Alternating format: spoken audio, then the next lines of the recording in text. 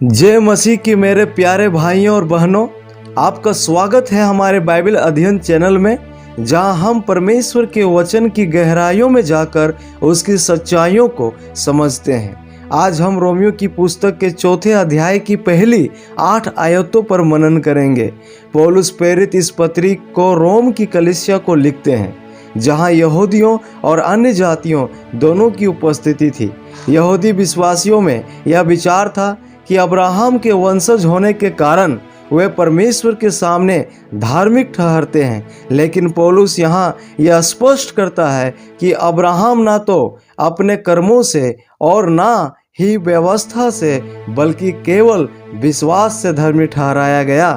प्रेरित पौलुस 3 अध्याय में इस बात को पूरा स्पष्ट कर दिया है कि विश्वास से ही एक व्यक्ति धर्मी ठहरता है। इसी बात को स्पष्ट करने के लिए वह पुराना नियम से, जो यहूदियों के लिए बहुत ही महत्वपूर्ण व्यक्ति था, उसका उदाहरण लेते हुए पौलुस समझा रहा है कि अब्राहम विश्वास से ही धर्मी ठहरा, ना कि कर्मों से। तो आइए विस्तार से हर पद को समझते हैं। 4 का 1, इसलिए हम क्या कहें, हमारे शारीरिक पिता अब्राहम को क्या प्राप्त हुआ।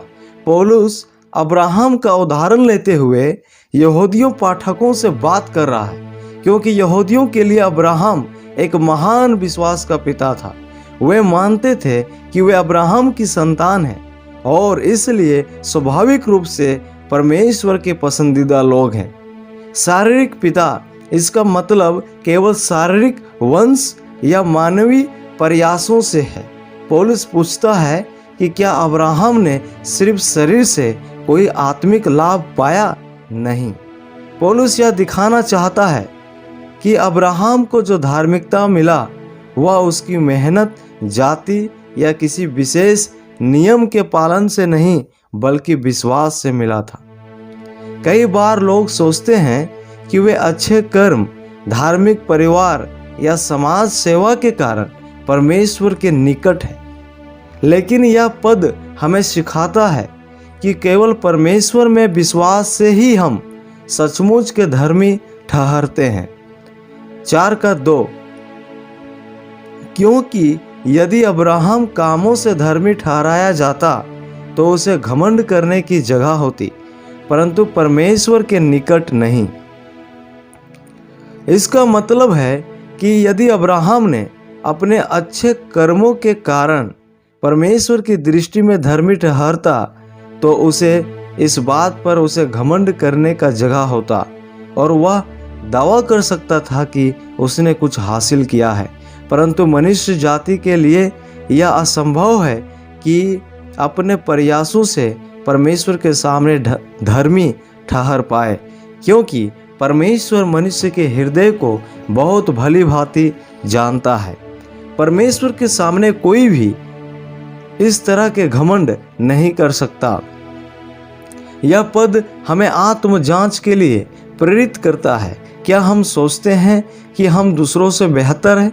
क्या हम परमेश्वर से कुछ पाने के लिए कमाई करने की सोच रखते हैं? यह पद हमें नम्रता और केवल परमेश्वर की अनुग्रह पर भरोसा करना सिखाता है। 4 का 3, पवित्र शास्त्र क्या कहता है? यह कि अब्राहम ने परमेश्वर पर विश्वास किया और यह उसके लिए धार्मिकता गिना गया। उत्पत्ति 15 अध्याय 6 पद। पौलुस हर बात को बाइबल से प्रमाणित करता है, जिससे यह साबित हो कि वह अपने विचार नहीं, परमेश्वर की वाणी बोल रहा है। विश्वास किया, यानी अब्राहम ने परमेश्वर के वचनों और वादों पर भरोसा किया और यह उसके लिए धार्मिकता गिना गया। इसका अर्थ है कि परमेश्वर ने अब्राहम के खाते में धार्मिकता लिख दी, जैसे एक बैंक खाता जिसमें अनुग्रह जमा हो गया हो।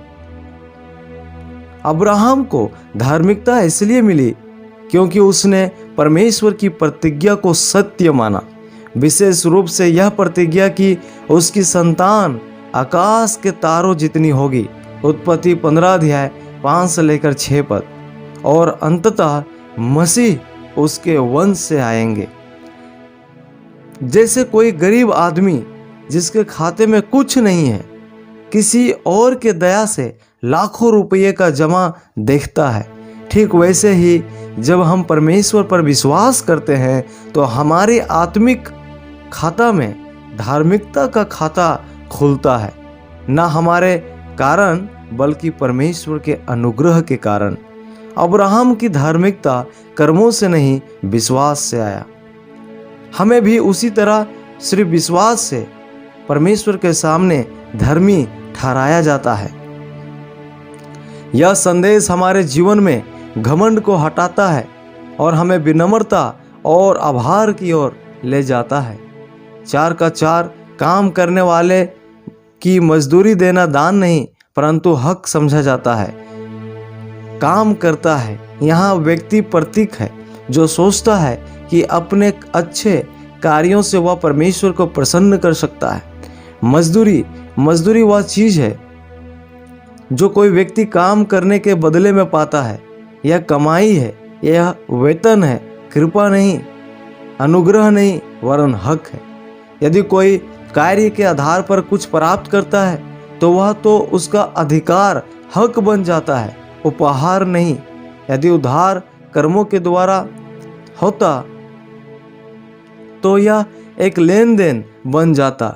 लेकिन पौलुस कहता है कि धर्म कोई वेतन नहीं है जो आपने कमा लिया हो, बल्कि यह पूरी तरह से परमेश्वर का अनुग्रह है। कई लोग सोचते हैं कि अगर वे प्रार्थना करें, दान दे या धार्मिक कार्य करे तो परमेश्वर उन्हें आशीष देगा। यह सोच उन्हें कर्मों की मानसिकता में बांध देती है। लेकिन यह पद सिखाता है परमेश्वर के साथ रिश्ता लेन देन नहीं है, वह प्रेम और अनुग्रह पर आधारित है। रोमियो 4 का 5 परंतु जो काम नहीं करता वरन भक्तिहीन के धर्मी ठहराने वाले पर विश्वास करता है, उसका विश्वास उसके लिए धार्मिकता गिना जाता है। यह एक चौंकाने वाला पद है कि जो भक्तिहीन लोग हैं, जो गुनहगार लोग हैं, उनके लिए भी एक खुशखबरी है। वह अपने कामों पर, अपने प्रयासों पर ना भरोसा करके परमेश्वर पर विश्वास करता है और पश्चाताप करता है, मन फिराता है और यही विश्वास उसके लिए धार्मिकता गिना जाता है। यह पद मसीही विश्वास की सबसे क्रांतिकारी बात करता है कि परमेश्वर पापी को भी धर्मी ठहरा सकता है यदि वह उस पर विश्वास करे। यह पूरी तरह अनुग्रह है, बिना किसी योग्यता के। यह उन लोगों के लिए आशा का संदेश है जो खुद को अयोग्य, पापी या टूटे हुए मानते हैं। कोई भी इतना पापी नहीं कि परमेश्वर उसे क्षमा न कर सके, बशर्ते वह विश्वास करे। यह पद घमंडियों को विनम्र करता है और टूटे दिल वालों को आशा देता है। रोमियो 4 का 6 जिसे परमेश्वर बिना कर्मों के धर्मी ठहराता है, उसे दाऊद भी धन्य कहता है। अब पौलुस एक और महान व्यक्ति राजा दाऊद का उदाहरण देता है, हवाला देता है, जो यहूदी इतिहास में बहुत सम्मानित था। बिना कर्मों के धर्मी, वही सिद्धांत दोहराया गया है।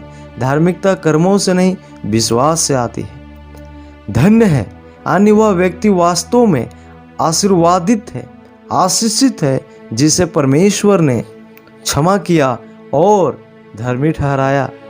पौलुस भजन संहिता 32 का 1 और 2 पद का हवाला देकर बताता है कि दाऊद ने भी यही सिखाया। सच्चा आनंद और आशीष पापों की क्षमा में है। कई लोग सोचते हैं कि जब वे केवल अच्छा कर्म करेंगे तभी परमेश्वर उन्हें स्वीकार करेगा। लेकिन दाऊद, जो खुद पाप में गिरा था, जानता था कि असली धन्यता पापों की क्षमा में है। हम जितनी जल्दी यह सच्चाई समझते हैं, उतनी जल्दी हम आंतरिक शांति और आनंद में प्रवेश करते हैं। रोमियो 4 का 7 धन्य हुए जिनके अधर्म क्षमा हुए और जिनके पाप ढाके गए। धन्य हुए, धन्य शब्द का अर्थ है आंतरिक आनंद, शांति, परमेश्वर की स्वीकृति। अधर्म क्षमा किए गए, अधर्म यानी जानबूझकर किए गए पाप क्षमा किए गए का अर्थ है पूरी तरह हटाए गए जैसे कभी थे ही नहीं। पाप ढांके गए या पुराने नियम की भाषा है जहाँ बलिदान के द्वारा पाप ढक दिए जाते थे ताकि वे परमेश्वर की दृष्टि में ना आए। पौलुस यहाँ यह स्पष्ट करता है कि सच्ची आशीष उन लोगों पर है जिनके पापों को परमेश्वर ने ढक लिया है, परंतु वे लोग जो सोचते हैं कि पाप रहित है, दरअसल वह पाप में बना हुआ है। परंतु धन्य है वह व्यक्ति जिनके पाप क्षमा किए गए। सच्ची आशीष अच्छे हालात, धन दौलत या पद में नहीं बल्कि पाप की क्षमा में है। यह हमें याद दिलाता है कि जब परमेश्वर क्षमा करता है तो वह हमारे पापों को न केवल क्षमा करता है बल्कि उन्हें अपने सामने से हटा देता है। हमारे जीवन के सबसे बड़ी जरूरत है क्षमा। 4:8 धन्य है वह मनुष्य जिसे परमेश्वर पापी न ठहराए। यह आयत एक बहुत गहरी सच्चाई को प्रकट करती है, परमेश्वर का अनुग्रह और क्षमा। जब प्रेरित पौलुस कहता है कि धन्य है वह मनुष्य जिसके पापों को परमेश्वर याद नहीं रखता, वह हमें यह बताना चाहता है कि विश्वास के द्वारा धर्मी ठहराया जाना कोई कामों का इनाम नहीं है, बल्कि यह परमेश्वर की तरफ से एक तोहफा है, एक उपहार है।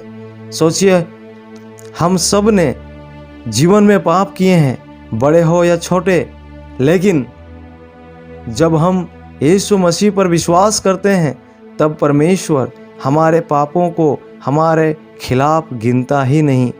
यह कोई इंसानी नज़रिया नहीं है, यह परमेश्वर का अनोखा प्रेम है। पापी न ठहराए का मतलब यह नहीं कि पाप हुआ ही नहीं, बल्कि इसका मतलब है कि प्रभु यीशु ने उस पाप का पूरा दंड अपने ऊपर ले लिया और अब परमेश्वर हमें वैसे देखता है जैसे हम कभी पापी थे ही नहीं। यह पवित्रता का वरदान है जो सिर्फ विश्वास से मिलता है, कामों से नहीं। प्यारे भाइयों, जब आप इन सारे वचनों को गहराइयों से अध्ययन करेंगे तो आपका हृदय विश्वास से भर जाएगा। अगर आपको अच्छा लगा ये बाइबल अध्ययन तो वीडियो को लाइक, शेयर, सब्सक्राइब जरूर करें और उन भाइयों के साथ ज़रूर शेयर करें जो भाई परमेश्वर की वचन को सीखने के लिए प्यासा है। बहुत बहुत धन्यवाद।